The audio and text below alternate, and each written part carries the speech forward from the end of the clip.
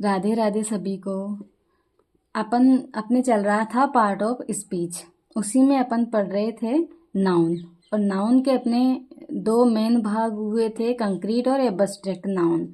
उसमें अपना कंक्रीट चल रहा था। कंक्रीट के 4 सब पार्ट थे, proper noun, common noun, collective noun, material noun. उसमें अपन ने प्रॉपर नाउन, कॉमन नाउन पढ़ लिया है। जिन्होंने भी क्लास नहीं देखी है वो जाकर के क्लास देखें। और आज अपन नेक्स्ट टॉपिक पढ़ रहे हैं, तीसरा कलेक्टिव नाउन। देखिए अपना कलेक्टिव नाउन। कलेक्टिव नाउन जिसको अपन समूहवाचक संज्ञा भी कहते हैं। और जो कलेक्टिव नाउन होता है वो एक ही वस्तुओं का, एक ही चीज़ों का, एक ही व्यक्तियों का झुंड होता है, समूह होता है।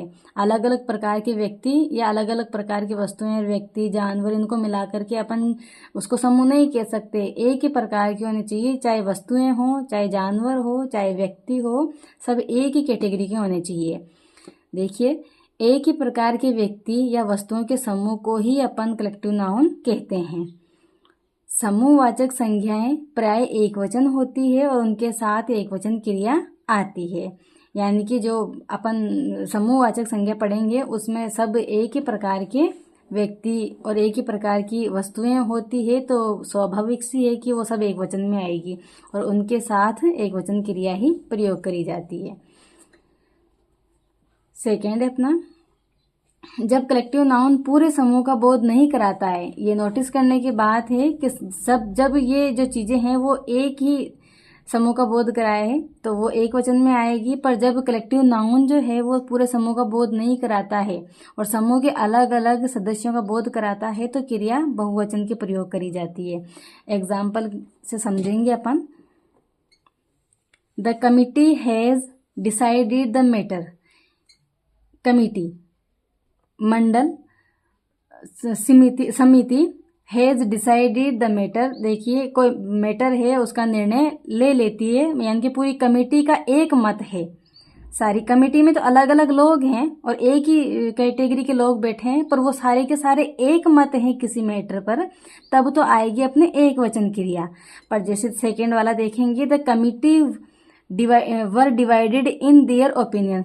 कमिटी है, एक ही व्यक्तियों का, मतलब एक प्रकार के व्यक्तियों की समिति है, पर वो जो है किसी भी मत पर एक मत नहीं है, सब अपने अपने अलग अलग मत दे रहे हैं, सब बटे हुए हैं, सब अपना अपना मत अलग अलग रख रहे हैं। उस कंडीशन में आएगा वर, यानी कि बहुवचन क्रिया। जैसे अपन ने यहाँ पढ़ा था कि जब कलेक्टिव नाउन जो है पूरे समूह का बोध नहीं कराता है और समूह के अलग अलग व्यक्तियों का बोध कराता है तो बहुवचन क्रिया आती है, तो वो यहाँ पर बात सेट होती है। The committee were divided in their opinion. यहाँ पर वर इसीलिए आया है क्योंकि पूरी जो कमिटी है वो डिवाइड हो रखी है, अलग अलग हो रखी है अपने अपने मतों में। नेक्स्ट है अपना, the jury were unable to agree on the point. और जो निर्णायक मंडली है, पंचायत मंडली है, वो भी सारी की सारी एग्री नहीं है, अनेबल यानी कि सहमत नहीं है, असहमत है किसी भी पॉइंट के ऊपर, किसी भी बात के ऊपर, सब अलग अलग मत रख रहे हैं, तो उस कंडीशन में भी आएगी अपने बहुवचन क्रिया। थर्ड टॉपिक देखेंगे, कुछ समूहवाचक संज्ञाएं हमेशा बहुवचन में प्रयोग होती है और इनके बाद बहुवचन की क्रिया ही प्रयोग होती है। यानी कि जो अपने ये यहाँ पर पढ़ेंगे इनका एक वचन रूप होता ही नहीं है, ये केवल एक बहुवचन रूप में ही आपको पाई जाएगी। कहीं पर भी इनका एक वचन रूप देखने को नहीं मिलता है और ये बहुवचन क्रियाएं होती है, यानी कि ये जो है ये सारी बहुवचन संज्ञाएं हैं और इनके साथ हमेशा बहुवचन की क्रिया प्रयोग करी जाएगी। अब देखिए, जैसे आप केटल है, ये बहुवचन रूप है, इसका एक वचन रूप नहीं है। पीपल यानी लोग, वमिन दरिंदा, पोल्ट्री मुर्गी पालन, एंड जेंट्री सभ्य लोग, पुलिस, इन्फेंट्री पैदल सेना, क्लास फैमिली, पार्लियामेंट संसद, हर्ड झुंड, बंच ग्रुप समूह, फोक यूथ, कलर्जी यानी पादरी, पिसेंट्री किसान लोग, कैवलरी घुड़सवार। इनका एक वचन रूप नहीं होता है, यही इनका बहुवचन रूप है और बहुवचन रूप होने की वजह से ही इनके साथ हमेशा बहुवचन की क्रिया प्रयोग करी जाएगी। यानी ये शब्द जो है, ये जो कुछ संज्ञाएं हैं, ये बहुवचन में ही मिलेगी। और ये जब भी आपको किसी वाक्य में मिले, सब्जेक्ट के रूप में मिले, तो आप बहुवचन क्रिया प्रयोग करें। अब देखिए, अपन कुछ ग्रुप नाउन देखेंगे जिनको कलेक्टिव नाउन भी कहते हैं। ये आए हुए में से हमने सिलेक्ट करा है और मोस्ट भी है। आप इनका एक दो बार रिवीजन करें ताकि आपके पढ़ने में समझने में आसानी रहे। देखिए, अ क्राउड ऑफ पीपल, लोगों की भीड़। A herd of kettle, a herd of goats, a herd of dear, यानी कि जानवरों का समूह, बकरियों का समूह या हिरणों का समूह। अ फ्लीट ऑफ शिप्स, भेड़ों का, शिप्स जहाजों का बेड़ा। अ टीम ऑफ प्लेयर्स, खिलाड़ियों की team. A flock of ship, भेड़ों का झुंड। A squadron of aeroplane, aeroplane का बेड़ा। द जूरी, निर्णायक मंडली।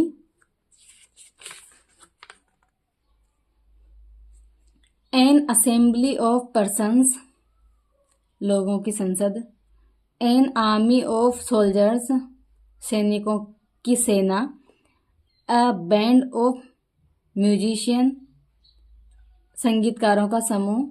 अ बैच ऑफ स्टूडेंट, विद्यार्थियों का batch.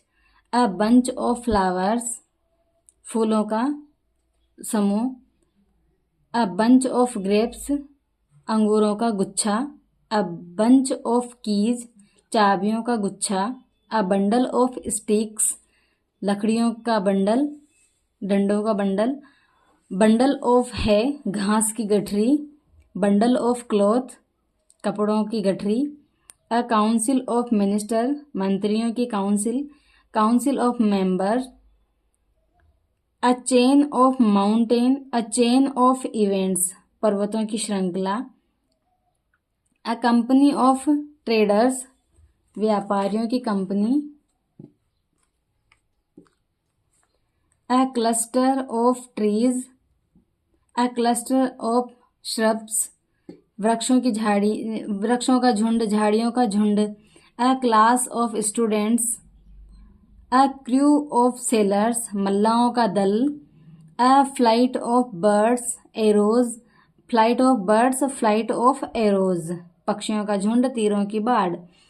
A family of person, a forest of trees. A farm of businessman, व्यवसायों का संघ। अ फेडरेशन ऑफ स्टेट्स, राज्यों का संघ। अ गैलेक्सी ऑफ स्टार्स, तारापुंज, तारों का समूह। A galaxy of brilliant person, brilliant लोगों का समूह। A gang of robbers, a gang of criminals, a gang of labourers, चोरों की गैंग, अपराधियों की गैंग। लेबर्स, श्रमिकों की gang. A garland of flowers, फूलों की माला।